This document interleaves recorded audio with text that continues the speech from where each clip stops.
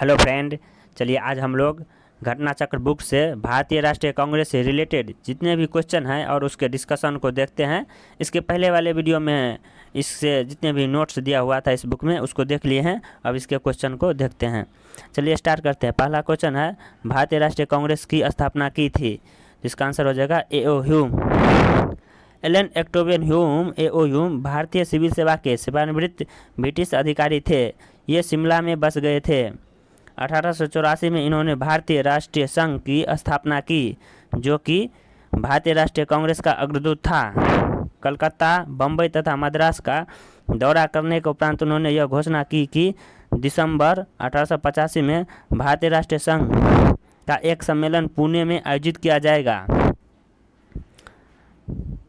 जिसमें तीनों प्रांत के सभी भागों से के शिक्षित प्रतिनिधि शामिल होंगे। लेकिन पुणे में हैजा फैल जाने के कारण सम्मेलन का स्थल बदलकर तेजपाल संस्कृत विद्यालय बम्बई कर दिया गया। भारतीय राष्ट्रीय संघ का पहला अधिवेशन 28 दिसंबर 1885 ईस्वी को हुआ। इसी सम्मेलन में दादा भाई नौरोजी के सुझाव पर इस संगठन का नाम बदलकर भारतीय राष्ट्रीय कांग्रेस कर दिया गया।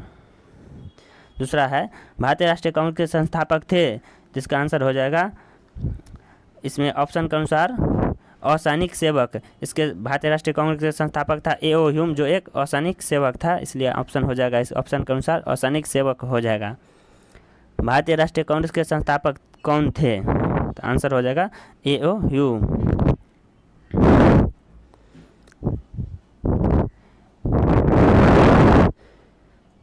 नेक्स्ट क्वेश्चन है, भारतीय राष्ट्रीय कांग्रेस की स्थापना कब हुई? 1885 ईस्वी में। भारतीय राष्ट्रीय कांग्रेस की स्थापना 1885 ईस्वी में A.O. ह्यूम द्वारा की गई थी, जो एक अवकाश प्राप्त अंग्रेज अधिकारी थे। इसका पहला अधिवेशन 28 दिसंबर 1885 ईस्वी को बम्बई स्थित गोकुलदास तेजपाल संस्कृत विद्यालय में आयोजित किया गया। इसमें कुल 72 प्रतिनिधि ने भाग लिया। भारतीय राष्ट्रीय कांग्रेस के पहले अधिवेशन की अध्यक्षता हेमेश चंद्र बनर्जी ने की थी तथा इसके प्रथम महासचिव स्वयं A.O. ह्यूम थे। भारतीय राष्ट्रीय कांग्रेस के प्रथम अधिवेशन में कितने प्रतिनिधि ने भाग लिया था? तो ऑप्शन हो जाएगा 72 प्रतिनिधि ने भाग लिया था। भारतीय राष्ट्रीय कांग्रेस के प्रथम अधिवेशन कहाँ हुआ था? तो ऑप्शन हो जाएगा मुंबई हो जाएगा। नेक्स्ट है, भारतीय राष्ट्रीय कांग्रेस के पहले अध्यक्ष कौन थे? तो इसके पहले अध्यक्ष W.C. बनर्जी और पहले महासचिव A.O. ह्यूम थे। नेक्स्ट क्वेश्चन है, इनमें से किसने भारतीय राष्ट्रीय कांग्रेस के प्रथम वार्षिक अधिवेशन का अध्यक्षता की थी? तो इसका ऑप्शन हो जाएगा A.O. ह्यूम। इसका आंसर हो जाएगा W.C. बनर्जी। नेक्स्ट क्वेश्चन है, 1885 में इंडियन नेशनल कांग्रेस की अध्यक्ष था, तो ऑप्शन हो जाएगा W.C. बनर्जी। भारतीय राष्ट्रीय कांग्रेस के पहले अध्यक्ष थे हेमेश चंद्र बनर्जी। निम्नलिखित में से कौन भारतीय राष्ट्रीय कांग्रेस का प्रथम अध्यक्ष था? W.C. बनर्जी, हेमेश चंद्र बनर्जी। नेक्स्ट क्वेश्चन है, भारतीय राष्ट्रीय कांग्रेस का 1885 में महासचिव कौन था? तो A.O. ह्यूम और अध्यक्ष हेमेश चंद्र बनर्जी। भारतीय राष्ट्रीय कांग्रेस का 1885 ईस्वी में महासचिव A.O. ह्यूम थे। इन्होंने ही कांग्रेस का गठन किया। W.C. बनर्जी 1885 में कांग्रेस के प्रथम अधिवेशन के अध्यक्ष थे। भारतीय राष्ट्रीय कांग्रेस की स्थापना के समय भारत का वायसराय कौन था? तो ऑप्शन हो जाएगा D. Lord Dufferin.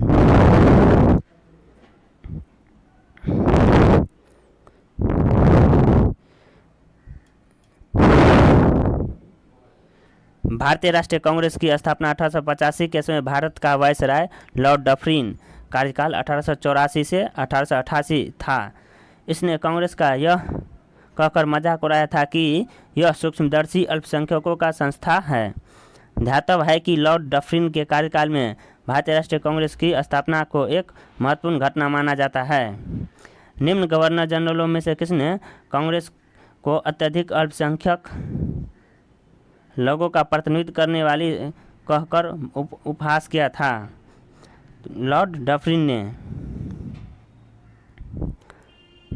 1885 में भारतीय राष्ट्रीय कांग्रेस की स्थापना के समय गवर्नर जनरल कौन था? तो लॉर्ड डफरिन हो जाएगा। नेक्स्ट क्वेश्चन है, लॉर्ड डफरिन के समय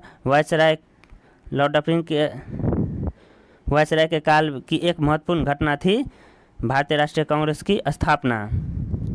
नेक्स्ट है, किसने कांग्रेस को सूक्ष्मदर्शी अल्पसंख्यक जनता का प्रतिनिधित्व बताते हुए उसका मजाक उड़ाया था? लॉर्ड डफरिन ने। निम्नलिखित में से कौन भारतीय राष्ट्रीय कांग्रेस के स्थापना अधिवेशन में उपस्थित नहीं था? इसका 1876 ईस्वी में बंगाल के युवा राष्ट्रवादियों ने सुरेंद्रनाथ बनर्जी और आनंद मोहन बोस के नेतृत्व में इंडियन एसोसिएशन का गठन किया। दिसंबर 1883 में इंडियन एसोसिएशन ने अखिल भारतीय राष्ट्रीय सम्मेलन इंडियन नेशनल कॉन्फ्रेंस का आयोजन किया। दूसरा सम्मेलन दिसंबर 1885 में कलकत्ता में हुआ, जिसकी अध्यक्षता सुरेंद्रनाथ बनर्जी ने की। यही कारण था कि अखिल भारतीय राष्ट्रीय सम्मेलन से जुड़े हुए सुरेंद्रनाथ बनर्जी 1885 ईस्वी में भारतीय राष्ट्रीय कांग्रेस के स्थापना सत्र में शामिल नहीं हुए थे। नेक्स्ट क्वेश्चन है, भारतीय राष्ट्रीय कांग्रेस के दूसरे अधिवेशन की अध्यक्षता किसने की? दादा भाई नौरोजी ने। कांग्रेस का दूसरा अधिवेशन 1886 ईस्वी में कलकत्ता में हुआ। इसकी अध्यक्षता दादा भाई नौरोजी ने की। नेक्स्ट क्वेश्चन के लिए समर्थन प्राप्त करने के लिए 1889 ईस्वी में एक समिति स्थापित की गई। निम्न में से उस समिति का सभापति था वी डिग्बी।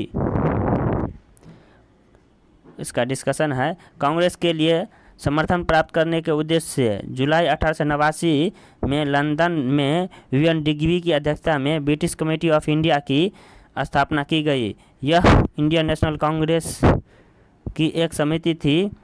इस समिति ने भारतीय मामलों में अंग्रेजों को अवगत कराने के उद्देश्य से इंडिया नामक साप्ताहिक पत्र निकाला। भारतीय राष्ट्रीय कांग्रेस के सर्वप्रथम मुस्लिम अध्यक्ष थे बदरुद्दीन तैयब। भारतीय राष्ट्रीय कांग्रेस का सर्वप्रथम मुस्लिम अध्यक्ष होने का गौरव बदरुद्दीन तैयब को है।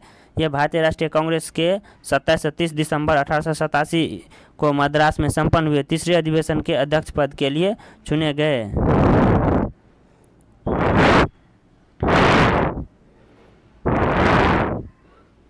भारतीय राष्ट्रीय कांग्रेस का पहला मुस्लिम अध्यक्ष कौन था? बदरुद्दीन तैयब। नेक्स्ट क्वेश्चन, निम्नलिखित कथनों पर विचार कीजिए। भारतीय राष्ट्रीय कांग्रेस की प्रथम महिला अध्यक्ष सरोजिनी नायडू थी। भारतीय राष्ट्रीय कांग्रेस के प्रथम मुस्लिम अध्यक्ष बदरुद्दीन तैयब थे। उपयुक्त कथनों में से कौन सा सही है? यह है, तो इसका आंसर हो जाएगा केवल बी। वर्ष 1917 में भारतीय राष्ट्रीय कांग्रेस की पहली महिला अध्यक्ष एनी बेसेंट थी, जबकि वर्ष 1925 में कानपुर में हुए भारतीय राष्ट्रीय कांग्रेस के 40वें अधिवेशन में सरोजिनी नायडू कांग्रेस के प्रथम भारतीय महिला अध्यक्ष बनी। अतः कथन एक असत्य है। भारतीय राष्ट्रीय कांग्रेस के सर्वप्रथम मुस्लिम अध्यक्ष होने का गौरव बदरुद्दीन तैयब को है। यह भारतीय राष्ट्रीय कांग्रेस के 27 से 30 दिसंबर 1887 को मद्रास में संपन्न हुए तीसरे अधिवेशन के अध्यक्ष पद के लिए चुने गए। अतः कथन 2 सत्य है। भारतीय राष्ट्रीय कांग्रेस का प्रथम निर्वाचित यूरोपीय अध्यक्ष था जॉर्ज यूल। यह 1888 में कांग्रेस के चौथे अधिवेशन में इलाहाबाद में अध्यक्षता की थी। भारतीय राष्ट्रीय कांग्रेस का प्रथम निर्वाचित अध्यक्ष जॉर्ज यूल था। इसने भारतीय राष्ट्रीय कांग्रेस के चतुर्थ अधिवेशन 1888 की अध्यक्षता की थी। निम्नलिखित में से कौन एक भारतीय राष्ट्रीय कांग्रेस से कभी संबंध नहीं रहे? सर सैयद अहमद। इसका डिस्कशन यहाँ दिया हुआ है। सर सैयद अहमद भारतीय राष्ट्रीय कांग्रेस से कभी संबंध नहीं रहे। 1857 के विद्रोह के समय वह कंपनी की न्यायिक सेवा में थे। वह कंपनी के प्रति पूर्णतः राजभक्त रहे। W. हंटर ने अपनी पुस्तक इंडियन मुसलमान में सरकार को यह सलाह दी थी कि कि वह मुसलमानों से समझौता कर उन्हें कुछ रियायतें देकर अपनी ओर मिलाए। इसी सुझाव पर कार्य करते हुए ब्रिटिश सरकार ने भारतीय राष्ट्रीय कांग्रेस के विरुद्ध सर सैयद अहमद को तैयार किया। कभी हिंदू मुसलमान के एकता और हिमायती रहे सर सैयद अहमद कांग्रेस के प्रबल शत्रु बन गए। अंग्रेजों के प्रति निष्ठा व्यक्त करने के लिए उन्होंने राजभक्त मुसलमान पत्रिका का प्रकाशन आरंभ किया तथा बनारस के राजा शिव प्रसाद के सहयोग से देशभक्त एसोसिएशन की स्थापना की। उन्होंने अपने विचार का प्रचार तहजीब उल अखलाक नामक पत्रिका द्वारा किया। 1875 ईस्वी में अलीगढ़ में उन्होंने एक मुस्लिम एंग्लो ओरिएंटल स्कूल की स्थापना की, जहां पाश्चात्य विषय तथा विज्ञान और मुस्लिम धर्मशास्त्र दोनों ही पढ़ाए जाते थे। निम्नलिखित में से कौन भारतीय राष्ट्रीय कांग्रेस का अध्यक्ष कभी नहीं चुना जा सका? बाल गंगाधर तिलक। लाला लाजपत राय, जिन्हें लोग प्रायः शेर पंजाब का सिंह कहते थे, वर्ष 1920 में कलकत्ता के विशेष अधिवेशन में भारतीय राष्ट्रीय कांग्रेस के अध्यक्ष बने। वे अनहैप्पी इंडिया के लेखक थे। Shrimati Annie Besant Anglo Ireland थी। वे वर्ष 1907 से 1933 तक थियोसॉफिकल सोसाइटी की प्रधान रही। वह 1916 में होम रूल लीग का गठन किया तथा वर्ष 1917 में भारतीय राष्ट्रीय कांग्रेस की पहली महिला अध्यक्ष बनी। मोतीलाल नेहरू वर्ष 1919 और 1928 में कांग्रेस के अध्यक्ष रहे तथा जनवरी 1923 में उन्होंने स्वराज पार्टी का गठन किया। तिलक महाराष्ट्र के चित्पावन ब्राह्मण थे। उन्होंने केसरी तथा मराठा का संपादन किया और स्वराज मेरा जमशीद अधिकार है का प्रसिद्ध नारा दिया, किंतु वे कांग्रेस के अध्यक्ष कभी नहीं रहे। नेक्स्ट क्वेश्चन है, लाल बाल पाल त्रिगुट का कौन व्यक्ति भारतीय राष्ट्रीय कांग्रेस का अध्यक्ष हुआ? तो इसका आंसर हो जाएगा लाला लाजपत राय। 1920 ईस्वी में कांग्रेस के विशेष अधिवेशन की अध्यक्षता किए थे। नेक्स्ट क्वेश्चन है, निम्नलिखित में से कौन भारतीय कांग्रेस के अध्यक्ष रही? Annie Besant. नेक्स्ट क्वेश्चन है, निम्न में से किस अधिवेशन के लिए कांग्रेस ने पहली बार एक महिला को अध्यक्ष चुनी? कलकत्ता अधिवेशन 1917। अखिल भारतीय कांग्रेस की प्रथम महिला अध्यक्ष थी एनी बेसेंट। प्रथम भारतीय महिला अध्यक्ष सरोजिनी नायडू। निम्नलिखित में से कौन भारतीय राष्ट्रीय कांग्रेस की प्रथम महिला अध्यक्ष थी? Shrimati Annie Besant. भारतीय राष्ट्रीय कांग्रेस की प्रथम महिला अध्यक्ष थी एनी बेसेंट। नेक्स्ट क्वेश्चन है, भारतीय राष्ट्रीय कांग्रेस की प्रथम महिला अध्यक्ष कौन थी? तो Shrimati Annie Besant. Next question है, कांग्रेस की प्रथम भारतीय महिला अध्यक्ष कौन थी? यहाँ भारतीय लगा हुआ। प्रथम भारतीय महिला अध्यक्ष कौन थी? तो सरोजिनी नायडू। प्रथम महिला अध्यक्ष एनी बेसेंट और प्रथम भारतीय महिला अध्यक्ष सरोजिनी नायडू। सरोजिनी नायडू 1879 से 1849 प्रख्यात कवयित्री और राष्ट्रवादी नेत्री थी। वे 1925 के कानपुर में हुए भारतीय राष्ट्रीय कांग्रेस के 40वें वार्षिक अधिवेशन में कांग्रेस की प्रथम भारतीय महिला अध्यक्ष बनी।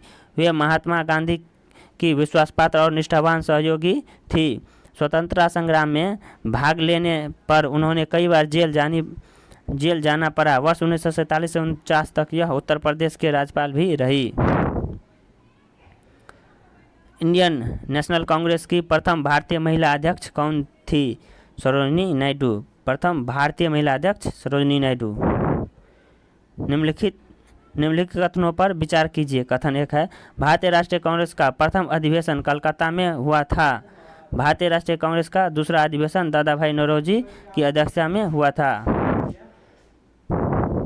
भारतीय राष्ट्रीय कांग्रेस तथा मुस्लिम लीग दोनों ने लखनऊ में 1916 अधिवेशन तथा लखनऊ समझौता संपन्न किया। तो पहला क्या है, भारतीय राष्ट्रीय कांग्रेस का प्रथम अधिवेशन कलकत्ता में नहीं हुआ था, यह बम्बई में हुआ था, तो पहला गलत है। दूसरा है, भारतीय राष्ट्रीय कांग्रेस का दूसरा अधिवेशन दादा भाई नौरोजी की अध्यक्षता में हुआ था, यह सही है। और 1916 अधिवेशन में मुस्लिम लीग और कांग्रेस के बीच समझौता हुआ था, तो ये भी सही है। तो 2 और 3 हो जाएगा, ऑप्शन नंबर सी हो जाएगा।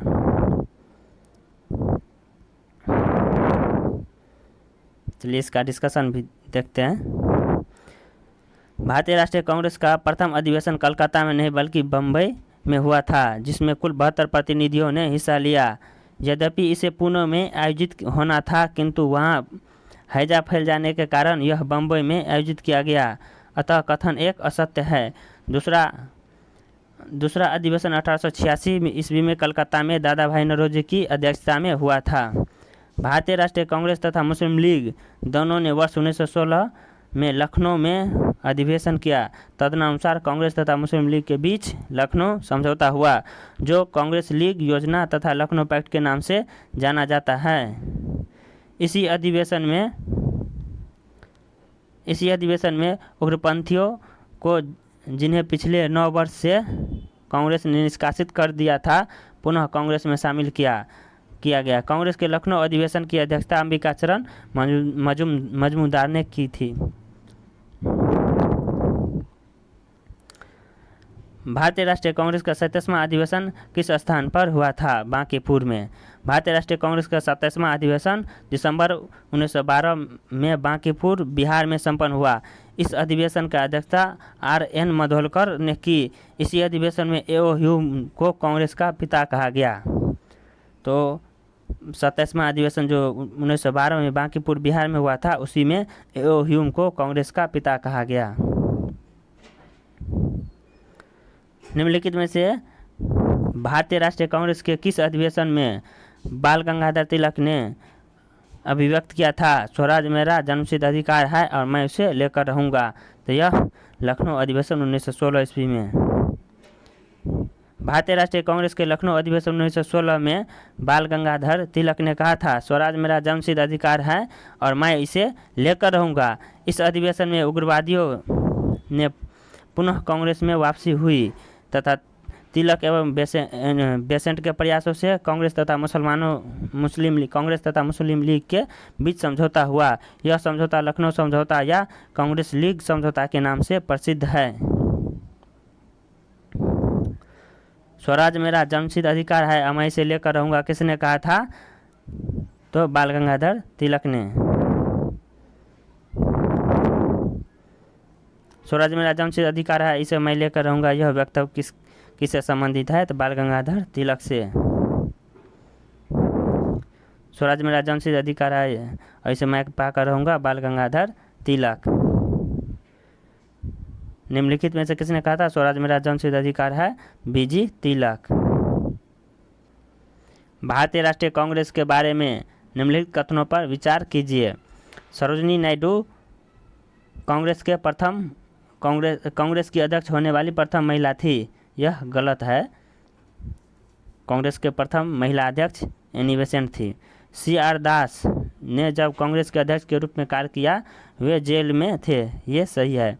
एलन ऑक्टेवियन ह्यूम प्रथम ब्रिटिश नागरिक थे जो कांग्रेस के अध्यक्ष बने। ये गलत है। अल्फ्रेड वेब 1894 में कांग्रेस के अध्यक्ष थे। ये सही है। तो इसका हो जाएगा 2 और 4, जो ऑप्शन बी में है।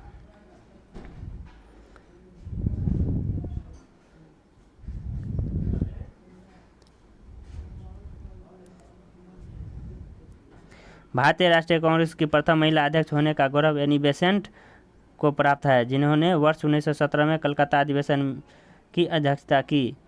A.O. ह्यूम भारतीय राष्ट्रीय कांग्रेस के संस्थापक थे।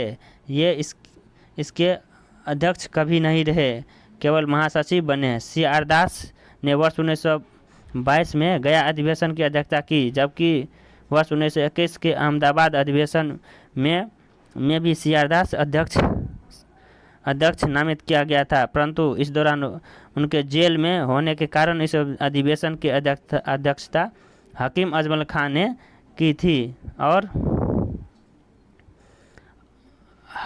हकीम अजमल खान ने की थी और दास ने जेल से कांग्रेस अध्यक्ष के रूप में कार्य किया। अल्फ्रेड वेब मद्रास अधिवेशन में भारतीय राष्ट्रीय कांग्रेस के अध्यक्ष रहे थे। किसने कहा था कांग्रेस आंदोलन न तो लोगों द्वारा प्रेरित था और न ही उनके द्वारा सोचा या योजनाबद्ध किया गया था? तो लाला लाजपत राय ने। लाला लाजपत राय ने अपने एक लेख में कहा था कि कांग्रेस आंदोलन न तो लोगों द्वारा प्रेरित था और न ही उनके द्वारा सोचा या योजनाबद्ध किया गया था।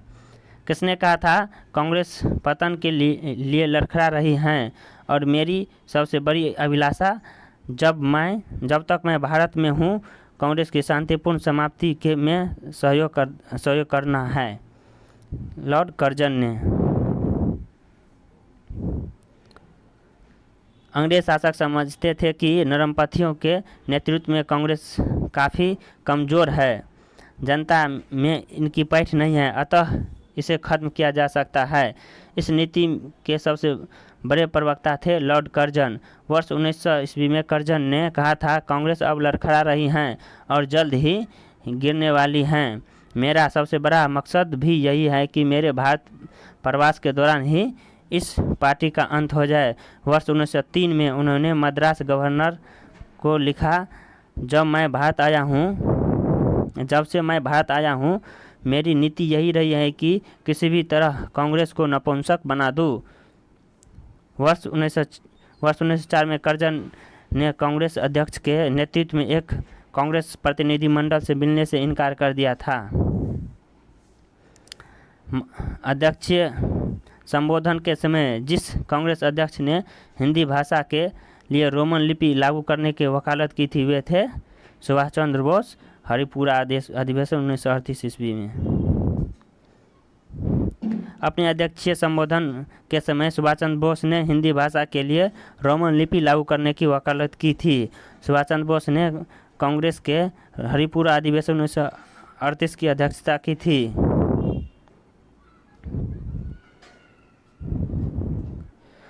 भारत के लिए स्वायत्त प्राप्ति के बाद निम्नलिखित में से किसने सुझाव दिया था कि भारतीय राष्ट्रीय कांग्रेस को समाप्त कर दिया जाए? तो महात्मा गांधी ने। भारत की स्वतंत्रता प्राप्ति के बाद महात्मा गांधी ने भारतीय राष्ट्रीय कांग्रेस को समाप्त करने का सुझाव दिया था। अमृतसर के भारतीय राष्ट्रीय कांग्रेस अधिवेशन 1919 के प्रस्ताव के अनुसार महात्मा गांधी द्वारा कांग्रेस का नया संविधान लिखने हेतु निम्नलिखित में से किन्हें उनके सहयोग हेतु चुना गया? तो इसका ऑप्शन हो जाएगा C.N. केलकर और I.B. सेन। C.N. केलकर और I.B. सेन। कांग्रेस के संविधान लिखने हेतु महात्मा गांधी बीजी तिलक एवं C.R. दास का सहयोग चाहते थे, किंतु अत्यधिक कार्याधिक्य के कारण इस हेतु नेता द्वय उपलब्ध नहीं हो सके। इन शीर्ष नेताओं के स्थापना के रूप में इन्हीं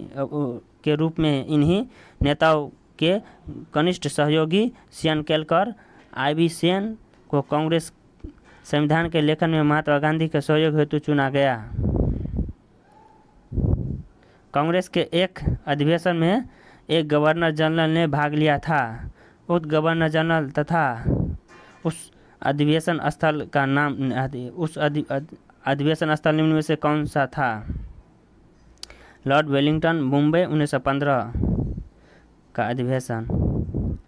लॉर्ड वेलिंगटन ने कांग्रेस के बम्बई अधिवेशन में भाग लिया था। इस दौरान वह बम्बई का गवर्नर था। यह अधिवेशन बम्बई में वर्ष 1915 में आयोजित किया गया। ध्यातव्य है कि वेलिंगटन गवर्नर जनरल नहीं था। भारत के गवर्नर जनरल एवं वायसराय के रूप में उसका कार्यकाल 1931 से 1936 था।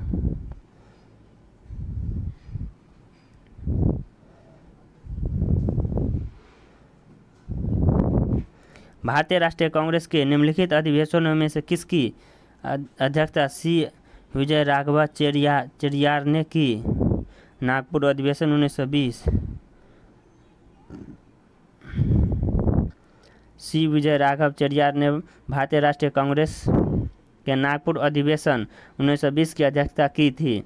लखनऊ अधिवेशन 1916 की अध्यक्षता अंबिकाचरण मजूमदार ने की थी, जबकि गया अधिवेशन 1922 की अध्यक्षता चित्तरंजन दास ने की थी। नागपुर अधिवेशन 1920 में ही सदस्यता शुल्क 4 आना किया गया ताकि गरीब से गरीब व्यक्ति भी कांग्रेस से जुड़ सके। निम्नलिखित में से किस अधिवेशन में कांग्रेस ने पहली बार भारतीय रियासतों के प्रति अपनी नीति घोषित की थी? नागपुर अधिवेशन में।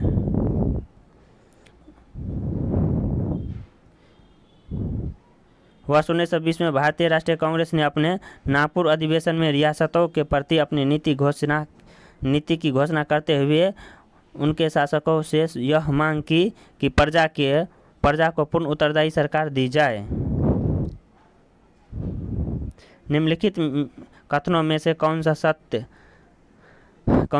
है? कथन 1 है, कांग्रेस के नागपुर सत्र 1920 के पश्चात प्रांतीय कांग्रेस समिति का गठन भाषाई आधार पर किया गया था। वर्ष 1948 में कांग्रेस ने भाषाई आधार पर प्रांतों के गठन की मांग को अस्वीकार कर दिया। तो दोनों सही है, आंसर हो जाएगा डी।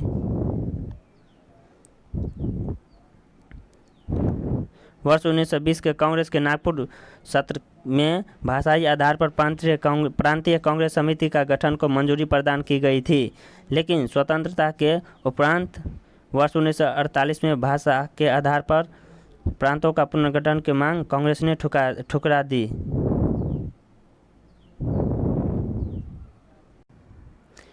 उन्नीस सौ 22 में गया में इंडियन नेशनल कांग्रेस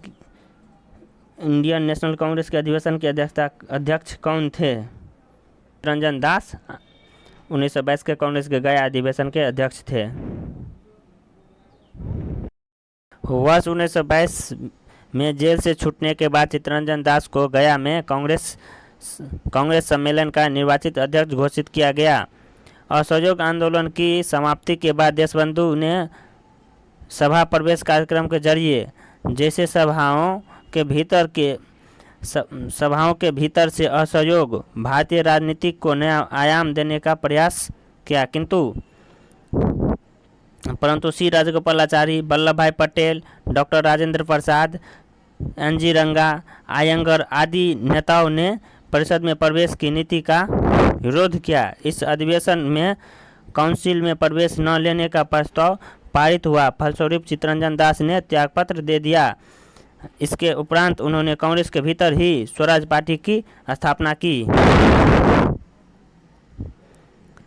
निम्नलिखित में से किसने अखिल भारतीय हरिजन सेवक संघ की 1932 में स्थापना की? M.K. गांधी, महात्मा गांधी। अखिल भारतीय हरिजन सेवक संघ की स्थापना 1932 में M.K. गांधी ने की थी। नीचे उन व्यक्तियों की सूची दी गई है जो भारतीय राष्ट्रीय कांग्रेस के अध्यक्ष हुए। तथ्य अनुसार उन्हें क्रमबद्ध कीजिए। नीचे दिए गए कूट का उपयोग कर अपना उत्तर दीजिए। तो इसमें हो जाएगा महात्मा गांधी 1924, श्रीमती सरोजिनी नायडू 1925, जवाहरलाल नेहरू 1929, वल्लभ भाई पटेल 1931। तो इसका ऑप्शन हो जाएगा 1, 4 और 2, 3, ऑप्शन सी हो जाएगा। प्रश्नगत कांग्रेस अध्यक्षों के अध्यक्षता वर्ष निम्न है। महात्मा गांधी ने केवल एक बार वर्ष 1924 के बेलगांव अधिवेशन की अध्यक्षता की थी। सरोजिनी नायडू वर्ष 1925 में कानपुर में हुए भारतीय राष्ट्रीय कांग्रेस के 40वें वार्षिक अधिवेशन में कांग्रेस की प्रथम भारतीय महिला अध्यक्ष बनी। जवाहरलाल नेहरू ने वर्ष 1929 में लाहौर, अप्रैल 1936 में लखनऊ और दिसंबर 1936 में फैजपुर अधिवेशन की अध्यक्षता की, जबकि पटेल ने वर्ष 1931 के कराची अधिवेशन की अध्यक्षता की थी। भारतीय राष्ट्रीय कांग्रेस के 1924 के अधिवेशन में महात्मा गांधी द्वारा मात्र एक बार अध्यक्ष की गई। यह अधिवेशन कहाँ हुआ था? तो बेलगांव में होता है। नेक्स्ट ऑप्शन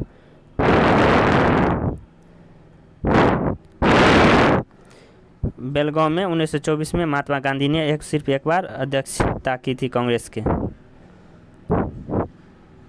भारतीय राष्ट्रीय कांग्रेस का एकमात्र अधिवेशन जिसकी अध्यक्षता महात्मा गांधी ने की थी, तो बेलगांव अधिवेशन 1924। सूची 1 सूची 2 से सम्मिलित कीजिए और नीचे दिए गए कूट से सही उत्तर का चयन कीजिए। अबुल कलाम आज़ाद, रामगढ़ 1940। सरोजिनी नायडू कानपुर 1925, मोतीलाल नेहरू अमृतसर 1929, डॉक्टर राजेंद्र प्रसाद बम्बई 1934। अब इसको मिला लीजिएगा, ऑप्शन डी हो जाएगा। जवाहरलाल नेहरू 1919 अमृतसर में, सरोजिनी नायडू 1925 कानपुर में, राजेंद्र प्रसाद 1934 बॉम्बे में, अबुल कलाम आज़ाद 1940 में रामगढ़ में। निम्नलिखित में से किस भारतीय राष्ट्रीय कांग्रेस के अधिवेशन में जवाहरलाल नेहरू ने समाजवाद को भारत की समस्याओं का हल करने के कुंजी बताया था? तो लखनऊ अधिवेशन में।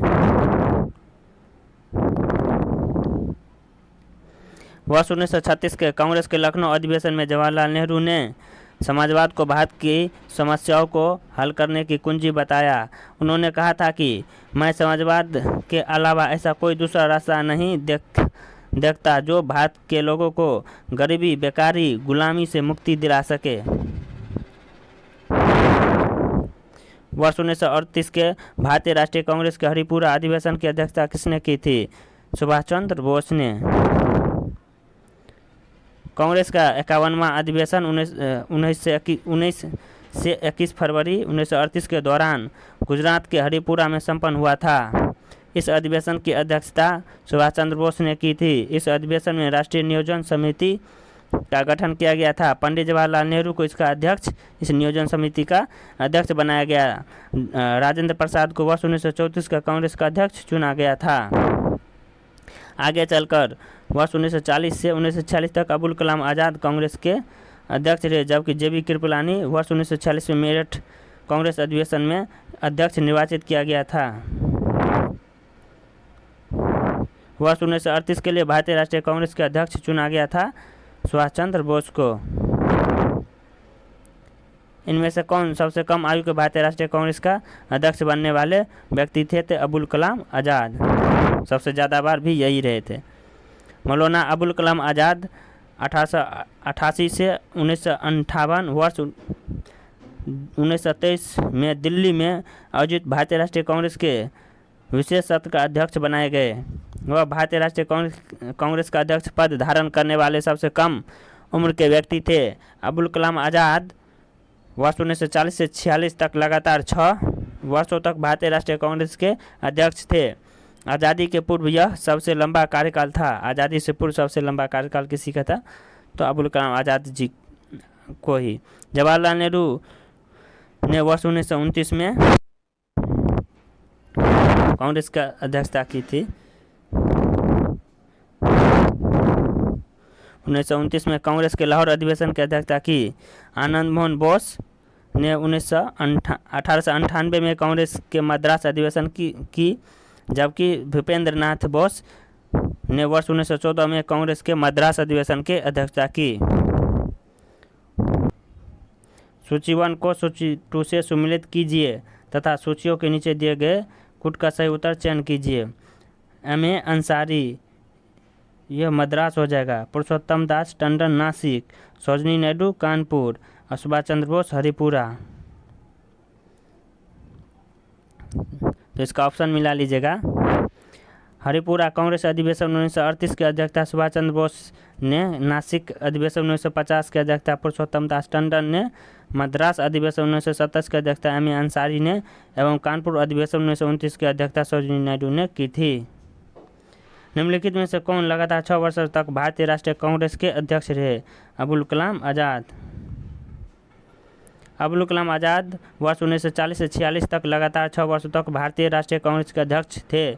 आज़ादी के पूर्व यह सबसे लंबा कार्यकाल था। आज़ादी के बाद लंबे कार्यकाल वाले अध्यक्ष इस प्रकार थे: इंदिरा गांधी 1978 से 84, राजीव गांधी 1985 से 91, सोनिया गांधी 1998 से 2017 तक सबसे लंबे कार्यकाल थे। जब भारत स्वतंत्र हुआ उस समय कांग्रेस के अध्यक्ष थे जे बी कृपलानी।